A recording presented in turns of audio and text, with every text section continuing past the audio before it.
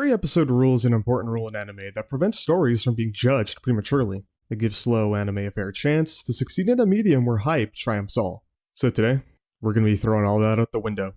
Every first episode of Rank, let's go. Trash. I will be skipping this. Cute, but also trash. This is literally just Arifureta, but a little better. Alright, something I can talk about for longer than one sentence. Pseudo Harem is about a default settings anime dude who talks with a girl who's really good at acting. You may be wondering why the title has harem in it despite the fact there's only one girl. Because of the girl's acting skills, she decides to take on the persona of female character tropes.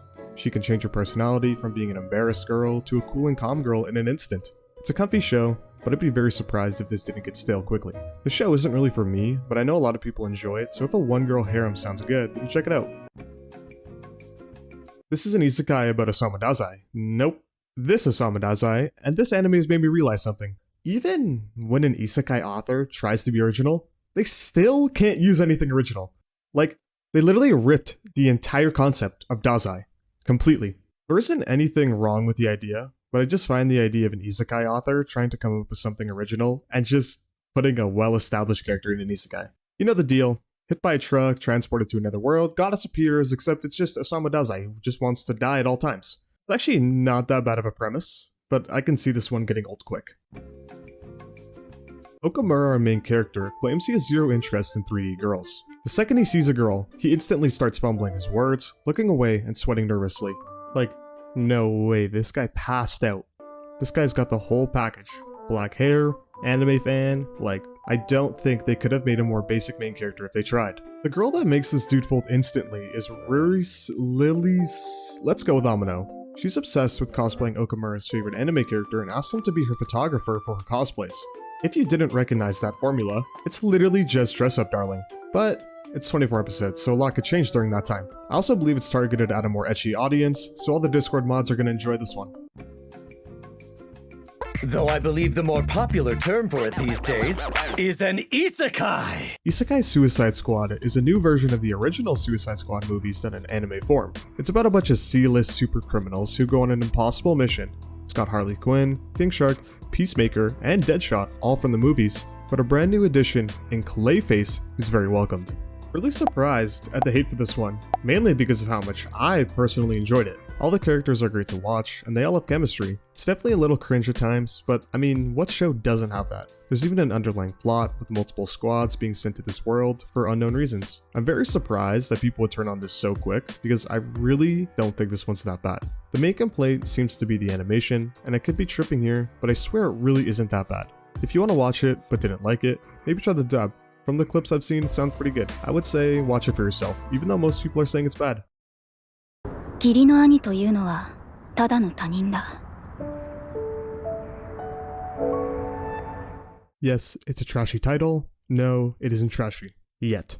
Days with My Stepsister is about a guy named Yuta Asamura, and you guessed it, his father remarries another woman who has a daughter. Her name is Saki Ayase, and she's pretty chill about the whole situation. Days with My Stepsister doesn't seem to take the over-the-top cliche approach to this concept.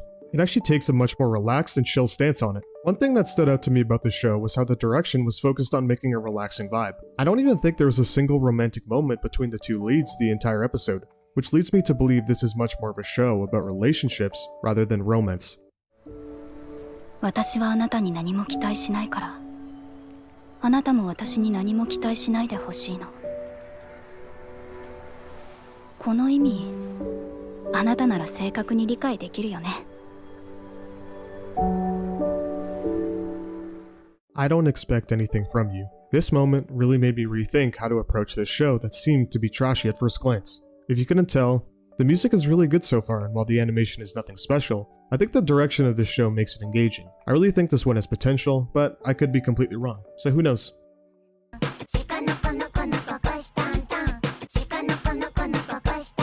My dear friend Nokotan is the least serious show I've ever seen. If you remember Kamikatsu, the series uses the super troll CGI with the deers, but the animation is actually good. First episode starts with the deer girl stuck on electric cables, so it seems her antlers are pretty light. She destroys this wall with her antlers, and the broken pieces of the wall go flying into her classmates. Yeah. Later in the show, the deer girl literally does the Deku crying meme, except with drool, for these crackers. It's absolutely insane, and I haven't even mentioned the CGI deers that just randomly pop up. It's the most chaotic show this season easily. If you like Nichijou, you might enjoy this, but no guarantees. 必要はない。 Well, Twitter's gonna love this. Alya sometimes hides her feelings in Russian is about a half Russian, half Japanese girl who vocalizes her true feelings in Russian. The twist here is that the dude she's always talking to understands Russian, so Alya's basically snitching on herself constantly. I have never seen a guy be less slick in my life, by the way. There's a childhood best friend for Alya to be jealous about, Good morning, my brother. and overall seems to have good production values. They even showed some backstory in the episode, so it seems there should be some type of ongoing plot instead of it being strictly episodic. Should be pretty fun if you're looking for a rom-com of the season.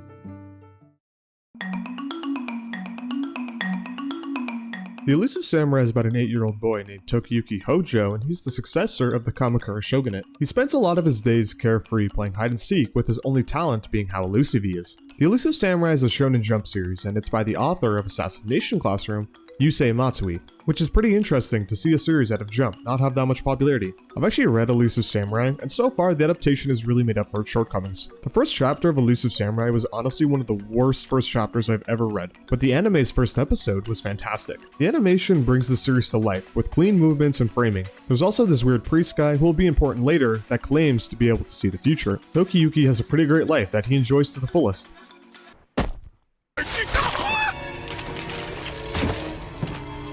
声が聞こえる。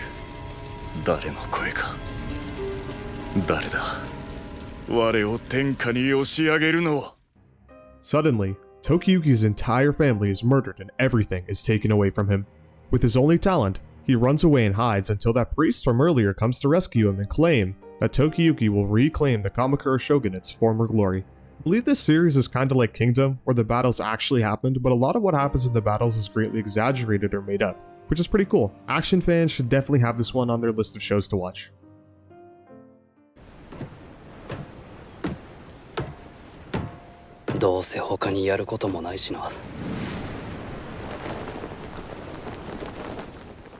Atri takes place in a near-future world where the ocean has risen to the point where entire cities have been overtaken. Our main character, Natsuki, is actually missing a leg and seems to want to buy a new prosthetic one.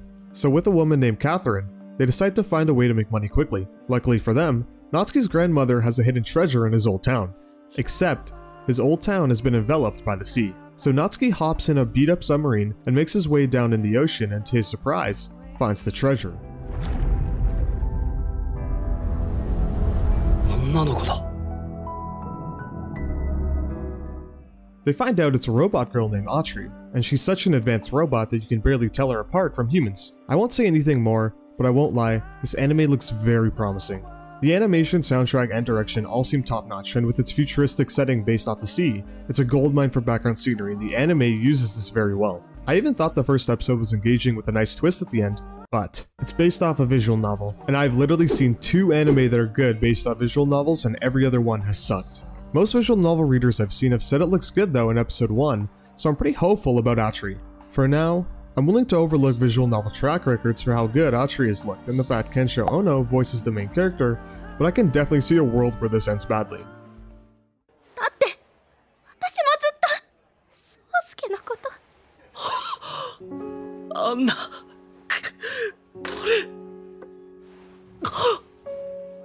言ってあげてカレンちゃんが待ってるよ Too Many Losing Heroines is literally about the blue-haired childhood friend who manages to lose every single romance anime. It starts off with the main character Kazuhiko witnessing a girl named Anna do something really pathetic after essentially being rejected. After being caught, she basically just rants to Kazuhiko about her life and cries a little more, but one thing to note is how expressive she is. She accidentally orders way too much food without realizing it, leaving her in a debt to Kazuhiko, which ends up being paid in school lunches. Throughout the first episode, Anna ends up being on screen a lot, and she's funny, charming, and so expressive. She's like an open book, and she really comes off as being super fun to be around. Later in the episode, Kazuhiko meets with her on the roof and witnesses something that wasn't shown at all in the series until now.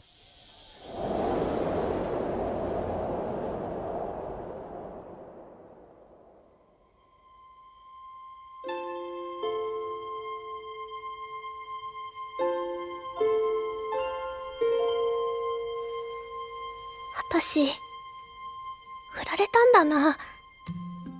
He's crying. For real crying this time, not the unserious crying from before.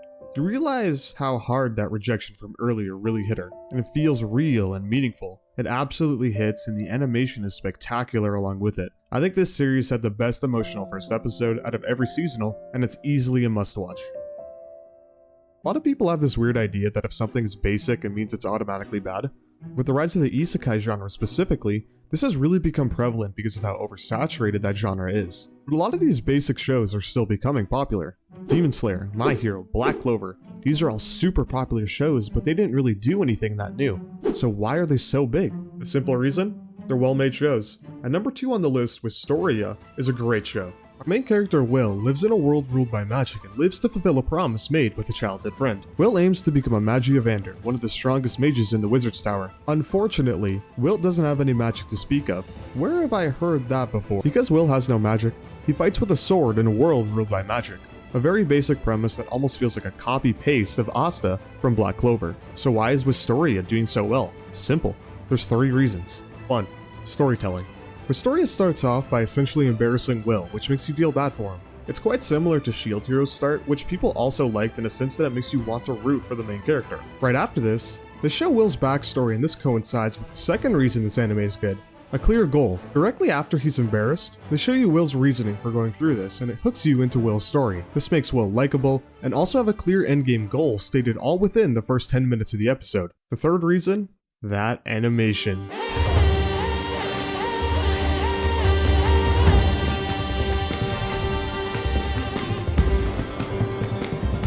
I'm not gonna say animation makes an entire story, but damn did it add to Wistoria a lot. Wistoria looks like it's gonna be a standout action show this season, and any seasonal watcher should have this on their list. Shoshoumin Series at a first glance looks like an ordinary high school slice of life, but obviously there's much more. The author of this series is the same creator as Hyoka, and you can tell pretty easily just off the first episode. It's got the same vibe of a smart guy trying not to stand out, but in Shoshoumin, it's about being ordinary. Shoshoumin Series is about a dude named Jogoro who's clearly smarter than he lets on, and a girl named Yuki Osanai who tags along with him. Episode 1 gave a lot of info about what to expect from this series. Jogoro seems to have been a much more outgoing person before middle school, but something changed in between that time. Him and Osanai have a special relationship with a set of rules with the goal of appearing as ordinary as possible, and Jogoro seems to have an innate talent for discovering the truth behind mysteries. In just the first episode, they gave a lot of plot points to discover, yet it didn't feel overwhelming at all, which is really impressive. Direction of this show was really well done, in a sense that they can make boring scenes and moments engaging, which a lot of these types of anime struggle with. They also decided to change the aspect ratio of the show, which for some reason gives anything 50% more aura, and the animation is super clean along with it. The mysteries are engaging and fun, the characters seem to have a lot of substance with more to discover, and I think Shoshoumin Series deserves the top spot. Hi, this is the outro, and I'm not really sure what to say here, but if anyone watched up until this point, thank you for doing so. Here's the entire list. I'd really recommend watching the top 6 over the others, and if you're really limited on time, check out at least the top 3. Subscribe if you enjoyed the video. Peace out.